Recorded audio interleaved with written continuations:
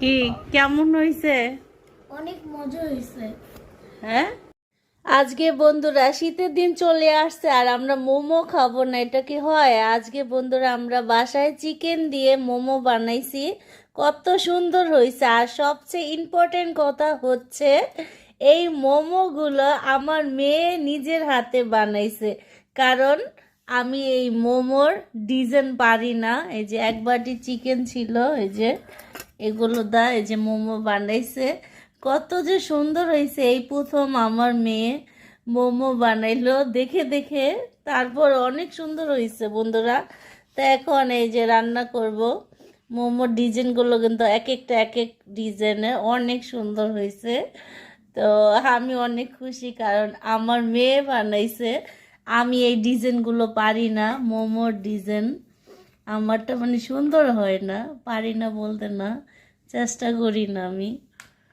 না, চলে যাব এখন কিচেন ঘরে বন্ধুরা। তো পানি ভাপ উঠে গেছে, দেখতে পাচ্ছ বন্ধুরা, ভাপ হয়ে গেছে। এখন আমরা মোমোগুলো এক এক করে দিয়ে দিব।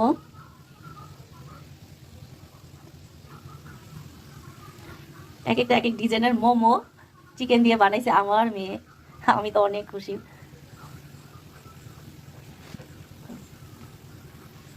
শীতের দিন আসলে এই যে ঢাকা শহর বইরা বন্ধুরা দেখবা জায়গায় জায়গায় মোমোর দোকান দিবে। একটার মধ্যে এত লাগবে না, আর দেওয়া যাবে না। তো বন্ধুরা এখন দেখে নিব মোমোগুলো হয়েছে নিয়ে। মোমোতে অনেক ভাপ হচ্ছে, মোমো কিন্তু সিদ্ধ হয়ে গেছে, ভালো করে সিদ্ধ হয়েছে, একেবারে তেল তেলা ভাপ চলে আসছে। দেখো বন্ধুরা, তো এখন এক এক করে উঠিয়ে নিব। ভেঙে সেনো না যায়।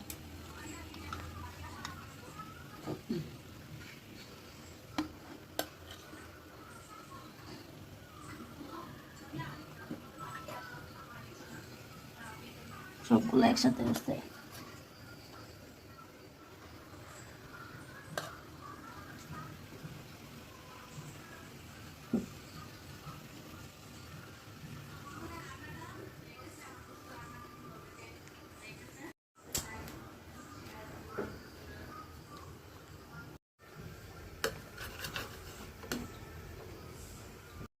তো বন্ধুরা দেখতে পাচ্ছ মোমো কিন্তু বানানো একেবারে হয়ে গেছে। এই যে দেখো,